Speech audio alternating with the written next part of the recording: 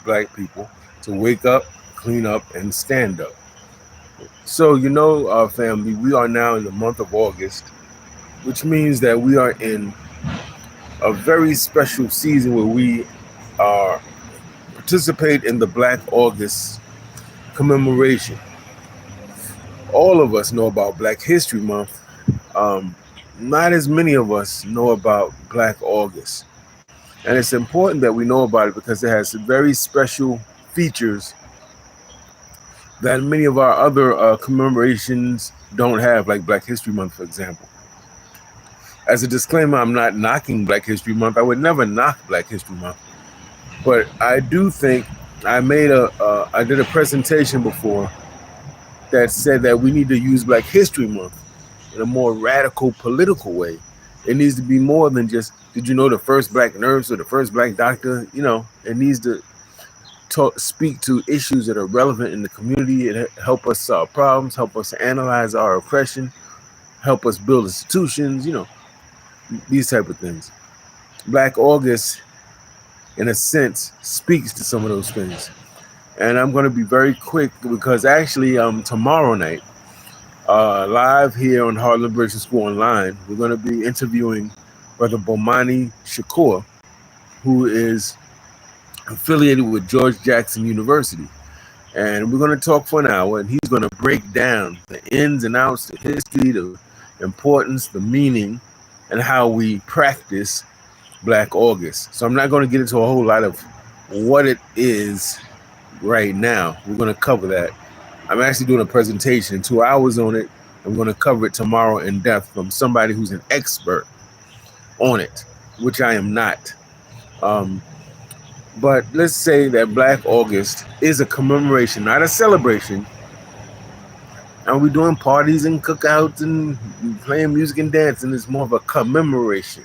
We're paying honor and tribute, right? Starts in the late 70s, I believe 79 to be exact. It starts at in the penitentiary system in California. And it is honoring and paying tribute to soldiers that were in the penitentiary in San Quentin, to be specific, that were killed. People like George Jackson, W.L. Nolan, Katari Golden, and there's a number of other brothers that were part of the Black Guerrilla Family, which was an organization started by George Jackson that was a nationalist, Marxist, Leninist, revolutionary organization of the brothers in captivity. So Black August is celebrating the spirit of George Jackson, the Black Guerrilla Family, and though it has grown to incorporate larger issues, Black August centered and starts with political prisoners, Black prisoners of war, Black revolutionaries in the penitentiary systems of America. That's where it centers. And so naturally, a large part of the advance are our brothers and sisters who are on lockdown in America's dungeons called prisons. Let me take a coffee break real quick. Thank you all for joining me. What I like about and appreciate about Black August, and it's a month-long celebration, also known in Swahili as Agosto Weusi. What I like about Black August is that, number one, it's very clear that it calls for study, it calls for fasting, it calls for fighting against anything and anyone and any institution that oppresses Black people, and particularly Black prisoners, but any Black man or woman or child. It calls for us to fight, start organizations, join community initiatives that fight for Black empowerment. It's very clear on things like fighting for nationhood and sovereignty, self-defense of our communities, speaking truth to power, speaking in opposition to things like imperialism, colonialism, uh, capitalism when it is ruthless and mercenary. In other words, it has a built-in piece that deals with the oppression of black people and black people's responsibility, not just your right. You have a responsibility to fight back. Because history shows that in every historical era where black people were oppressed, and we were oppressed in every modern historical era in the United States, we engaged in resistance. Whether you're talking about enslaved Africans running away, escaping north, whether you're talking about enslaved Africans sometimes killing themselves and their family members, talking about enslaved Africans escaping and to the fringes, to the swamps, and establishing independent maroon societies.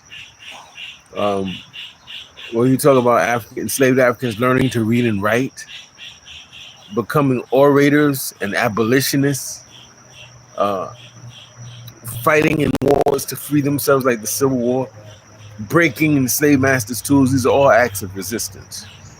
So Black History Month, it's implied that black people need to fight back. It's not said directly, it's implied. Black August is directly said, no, you're going to commemorate this month by reflecting on warriors who fought against white supremacy and imperialism and colonialism, and you have a responsibility to be part of that fight. You're not going to be on the sidelines clapping and cheering on other people, being critical and nitpicking what everybody else is doing or not doing to your satisfaction. You're going to get on the field. You're going to be part of the action. And there are many ways to be part of the action. That's one of the things I like about Black August. It's an explicit call to action to do something to fight against our oppression. Another thing I admire about it is that it has very clear people that it upholds as models for how we should be, taking elements. So George Jackson, for instance, here's a guy, he's 18, 19 years old. He steals, allegedly steals $70 from a gas station. He's given a sentence of 1 year to life, family. I'm going to repeat that. 1 year to life sentence for allegedly stealing $70. This means that he will most likely be in jail for the rest of his life for stealing $70. So right there, that's unfair. That right there, that speaks to the wretched conditions that black people deal with in terms of the prison system, the law enforcement system, the so-called criminal justice system. Once he's in jail, he becomes politicized. He learns about Marx and Lenin. He learns about Malcolm and Garvey, and in 1966 he forms the Black Guerrilla family. He is they say that he smuggled a gun in San Quentin prison under an afro wig. He didn't own an afro wig, he had an afro. So they're lying, and that supposedly he tried to shoot and they shot him and killed him. So Black August commemorates the fact that he was a person who went to jail maybe for small criminal activity, and in that, of all places, prison, kind of like Malcolm X, discovers himself, and he learns and he grows and he fights back. In fact, Huey P. Newton made George Jackson the field marshal of the Black Panther Party, even though he was incarcerated. That says a lot about the man.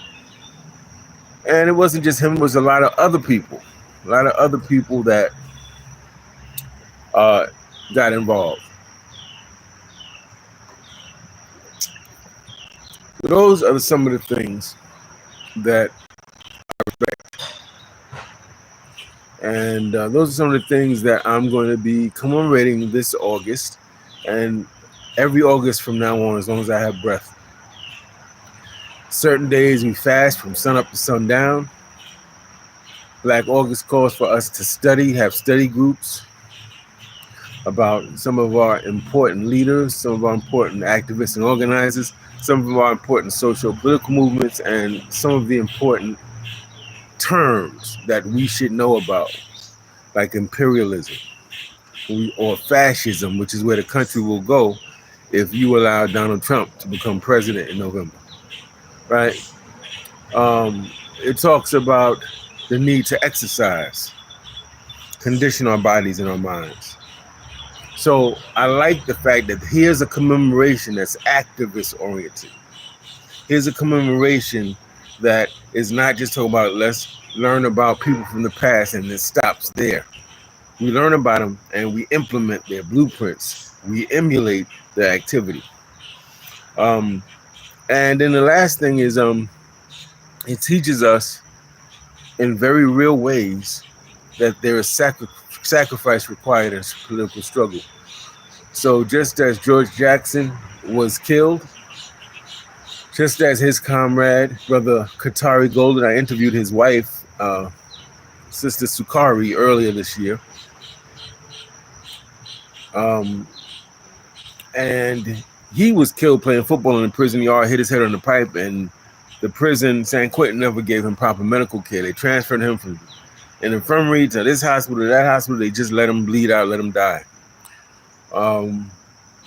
Several incidents of sacrifice. These are people who were sacrificed or who sacrificed themselves for what they saw as a greater good, a greater goal.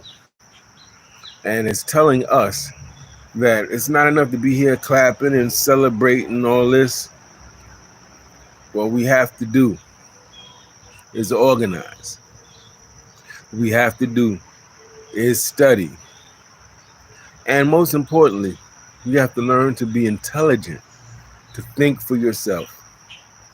Only ignorant people come on videos and do insults. That's really ignorant, right? If you think about it, because your insult does not speak to the political idea that's being discussed.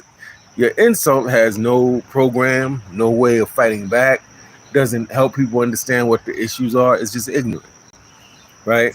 So on here at Harlem Liberation School, whoever comes on here, we're for black people, first, middle, and last.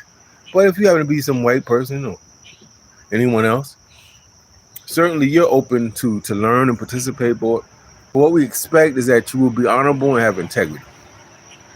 Tricks are for kids, right? So the insulting stuff, do that somewhere else. Those are for losers who have no lives, who are unaccomplished, and who are trying to become distractions for those of us who have real missions in life and real purpose. Don't allow them to get under your skin. If you all you can do is insult, that means that you're not a contributor to anything. We need people who don't just insult, they can see what the problems are, they can address and analyze the causes, how it impacts people, and they can organize people and teach people to fight against it, to come up with better solutions. That's what the world needs. But I see why Trump resonates with some people, because some people are just like him. He has no real plan, no real agenda. What does he do? All he does is insult people.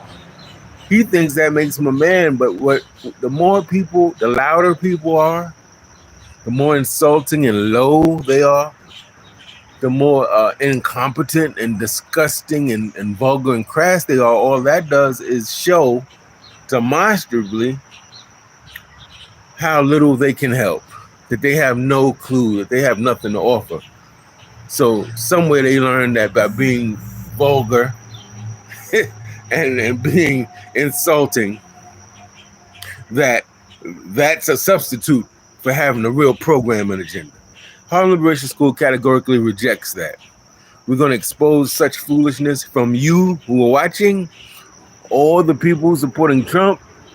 We're going to expose that. Don't come on here trying to get in the way of people learning. Get your own channel. Show initiative. Give people your own point of view. Support, make arguments you can support, that people can read and research about.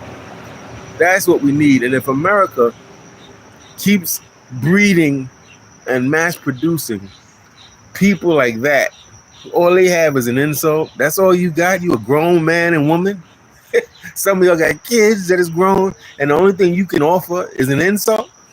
If America is producing citizens like that, I can see why it's going to hell. We got to change that.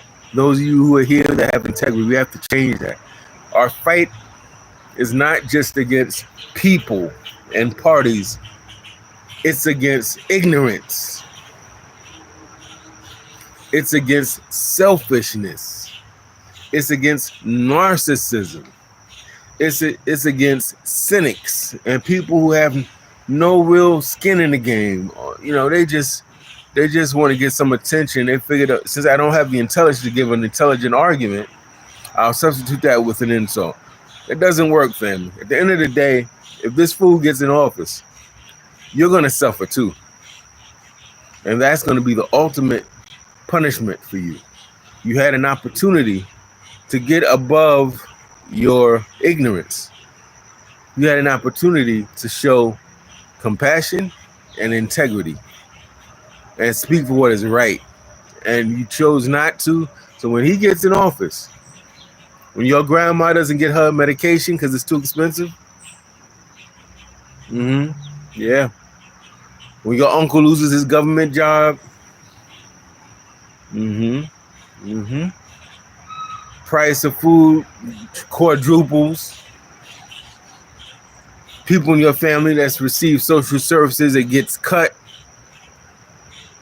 Then we'll see what you're saying. Until then, I and the people I roll with plan to do everything in our power to stop the fool from getting in office. Because he's a fool. It's clear. He has no real plan. No plan. He has no intelligence. He's incompetent. He's a felon 34 times over. He's not faithful to his wife. He's not faithful to this country. He's sleeping with porn stars and trying to pay him off. Hush money, got caught. Had his boy try to pay him. I mean, he's terrible. He's not fit to be our leader. So, that being said, family, make sure you check out Black August. Learn more about it. We'll have somebody on tomorrow night at 7 talking about Black August. And love you all. Even those of you who are completely ignorant, incompetent, don't know what you're talking about. Love you too, because what you do is push more people over to us. Thank you for your help in growing the channel and getting more people involved in the fight against fascism and against Donald Trump. Peace and Black Power. Have a blessed day.